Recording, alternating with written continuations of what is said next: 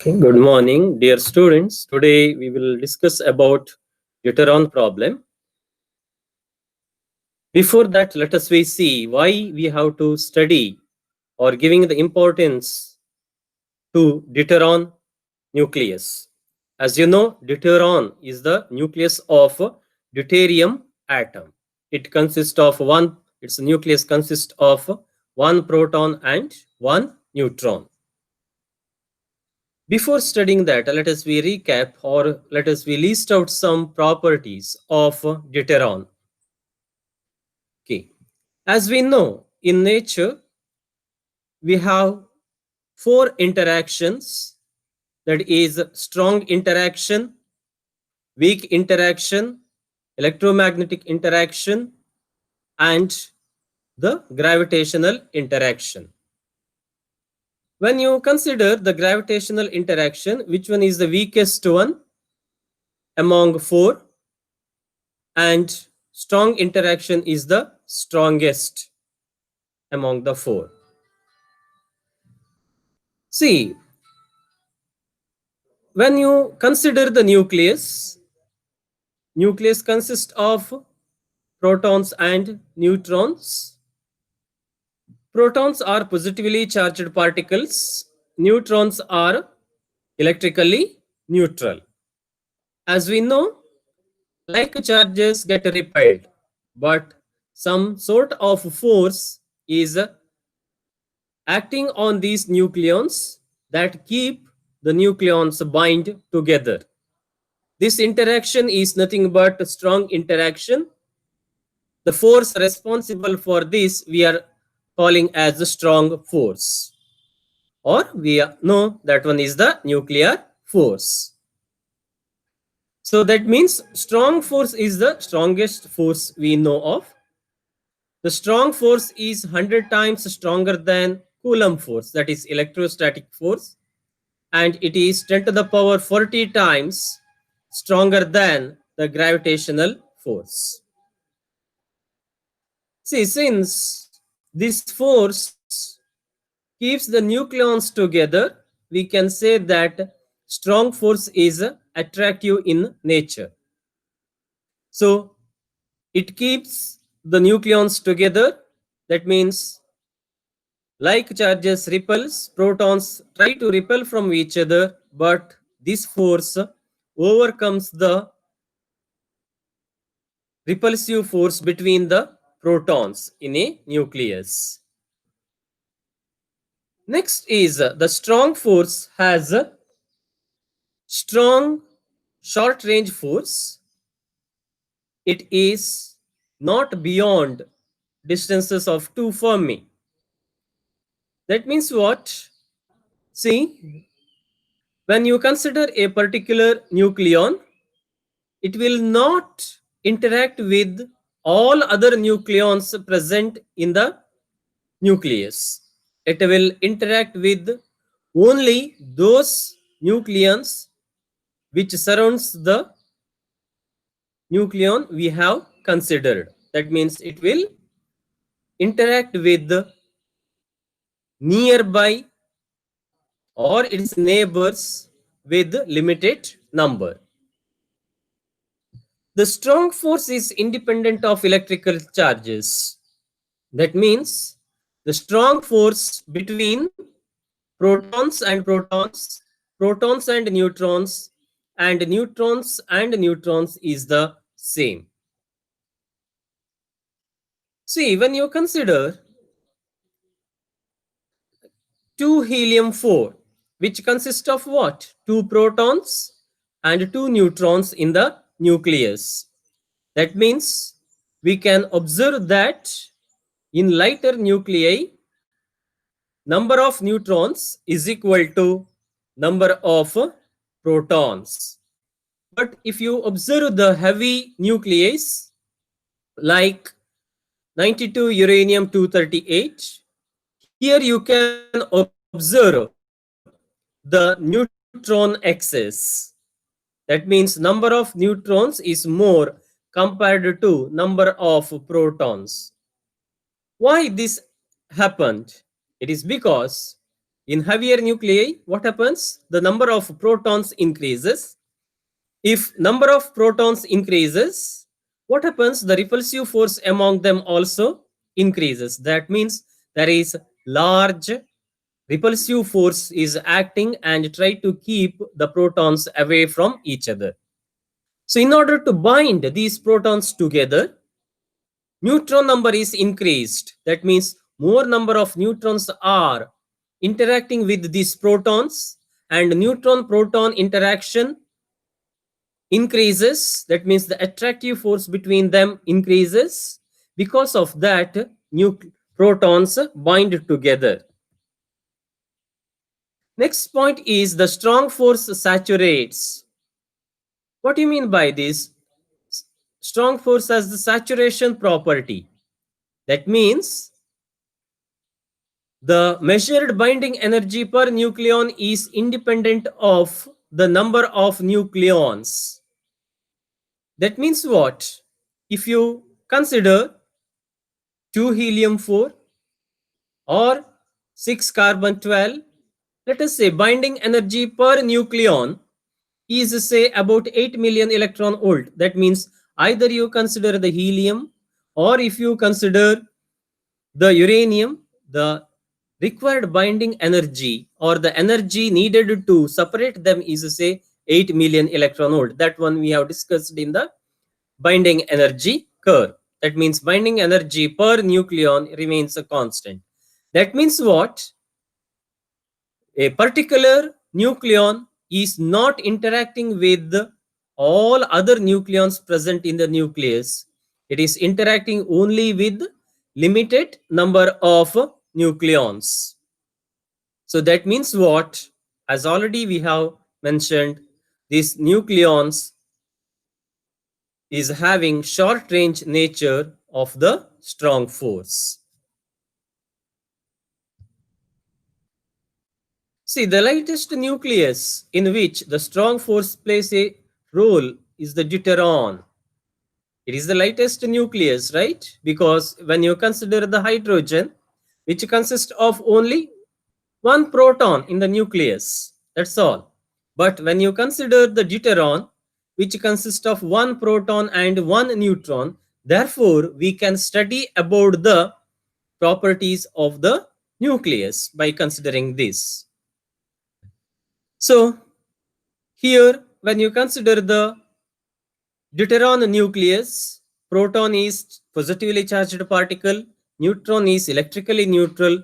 Therefore, there is no Coulomb force exist between them. Therefore, we can study very clearly about the origin of this nuclear force, how it comes. See, when we see the properties of this deuteron, I'm now considering the experimental fact. The deuteron is weakly bound. That means what? See, when we study the nucleons, we are applying the quantum mechanics, right? In quantum mechanics, to study this, they are in bound state now, right? They are bound inside the nucleus. Therefore, we are considering that these nucleons are present in the potential well. Just observe this diagram. Let us we see one proton and one neutrons which are farther away from each other. Let us you keep one proton here, somewhere here. Bring another neutron by doing some work. Bring close together. You are decreasing the distance, smaller to smaller. Say, when you reach R dash, or when the separation between the proton and neutron is about 10 to the power minus 15 meter, what happens? This proton and neutrons get attracted. That means they are under strong interaction. So, as we know, in electrostatic, when the two particles are under attractive in nature, their potential becomes negative. Therefore, we have indicated this one in the negative side. That means a square well potential we have considered, either square well or rectangular well you can consider, right? So therefore, here you can observe, so a potential well with the depth is equal to V naught is considered, right? So, but its value is negative. Negative signifies that proton and neutron are under attractive force. So when we are considering this potential well, you have the different types, right? You have the Yukawa potential, you have exponential potential, but it is easy to locate. The ground state of the deuteron is 2.2 million electron volt. Therefore, if you consider a square well potential, this 2.2 million electron volt can be indicated very easily, and we can simplify our discussion. So, but actually, when you calculate this one, right, actual depth of the potential is found to be 40 million electron volt. Okay, 40 million electron volt. But when you determine experimentally, the binding energy of the electron found to be 2.2 million electron volt. What does it mean? The depth of the well is 40 million electron volt, but the deuteron in its ground state exists at minus 2.2 million electron volt. That means that is very close to the top of the potential well. That means what? You can easily separate them by supplying small amount of energy, say 2.2 million electron volt, in compared to the depth of the potential well, that is 40 million electron volt. So let us we discuss how we are getting this 40 million electron volt, why it is 2.2 million electron volt, all these things while studying the deuteron problem. Next, when you consider the deuteron, its nuclear spin is equal to 1. I, usually we are using the notation capital I for nuclear spin. What does it mean? Nuclear spin is equal to 1. The meaning of this is the total angular momentum of deuteron must be equal to 1. That means what?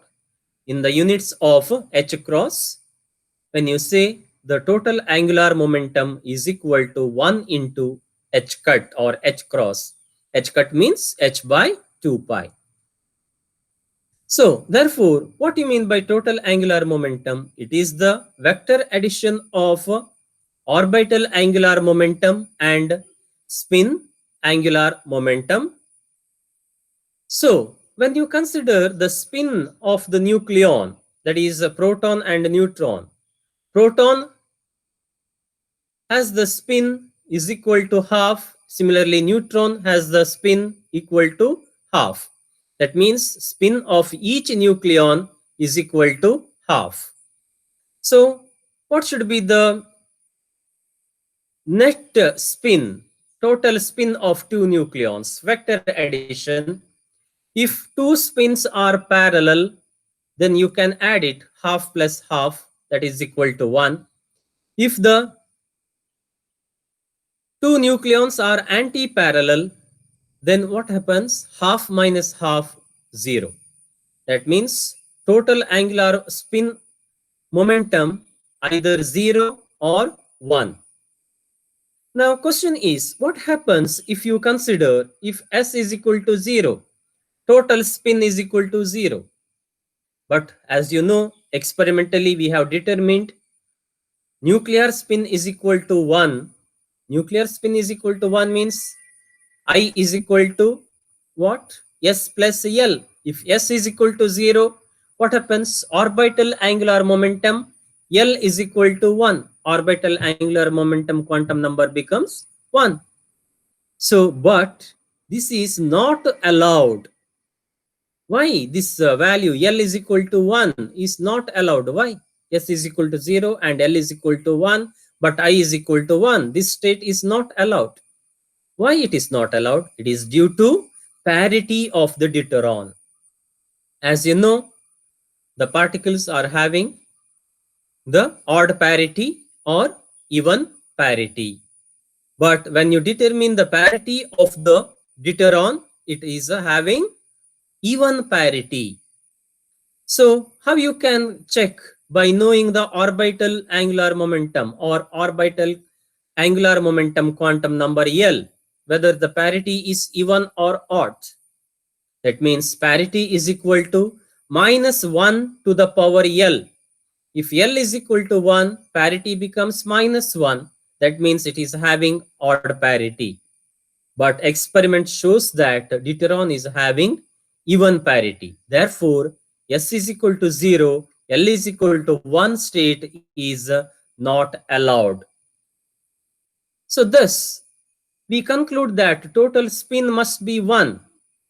That means what? It implies that orbital angular momentum must be 0 or 2, right?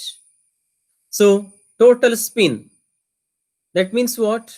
Two spins are parallel. S is equal to 1. If S is equal to 1, what happens? L is equal to 0. That is possible. Or if you take S is equal to 1, L is equal to 2. If two spins are anti-parallel, then what happens? 2 minus 1, 1 you are getting. So nuclear spin becomes 1. That means if you take L is equal to 0 or L equal to 2, what we are getting? Nuclear spin is equal to 1. Check the parity. Minus 1 to the power L. L is equal to 0. Minus 1 to the power 0. 0. Minus 1 to the power 2. L is equal to 2. That is plus 1. 0 or plus 1. That means what? You are getting even parity, right? It is positive value. Therefore, it becomes even parity. So therefore, we can say that this deuteron may exist in L is equal to 0 state or 2 state. Later we will discuss what is the exact state, whether it is in the 0 state or 2 state. That means what? L is equal to 0 means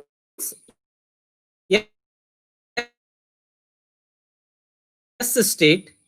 L is equal to 2 means D state. That is L is equal to 0, 1, 2, 3 means the states becomes S, P, D, F and so on. So therefore, it is having this possibility. So ground state wave function, everything we will study in our next discussions. See, the deuteron has electric quadrupole moment Q is equal to 2.7 into 10 to the power minus 31 meters square. As you know, electric quadrupole moment is the term used to understand the shape of the nucleus. So whether the nucleus is spherical in shape or non-spherical, that is ellipsoidal in nature, right? If quadrupole moment is equal to 0, then the shape of the nucleus is spherical. If quadrupole moment is not equal to 0, then it may be a prolate ellipsoid or oblate ellipsoid, depending on the sign of the quadrupole moment, positive or negative, right? So here experimentally we are getting the value is equal to 2.7 and 10 to the power minus 31 meters square. What we are getting this? So we are getting this one as some value, right? So therefore it is non-spherical in shape. Next one is the deuteron has magnetic dipole moment is equal to plus 0.857 mu n. Mu n means what? Nuclear magneton. Mu n is equal to EH divided by 4 pi m. M is the mass of the neutron, right? So what is the speciality here? See, experimentally,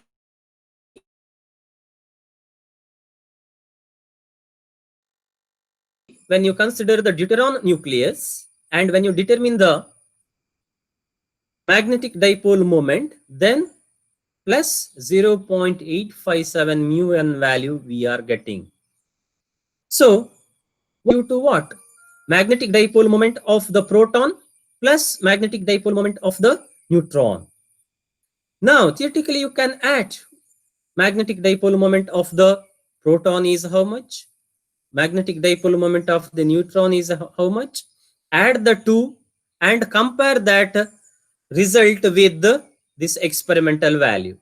Then we will find there is a small difference between the sum of the dipole moments of the proton and neutron and the experimental value of the net dipole moment of the deuteron nucleus.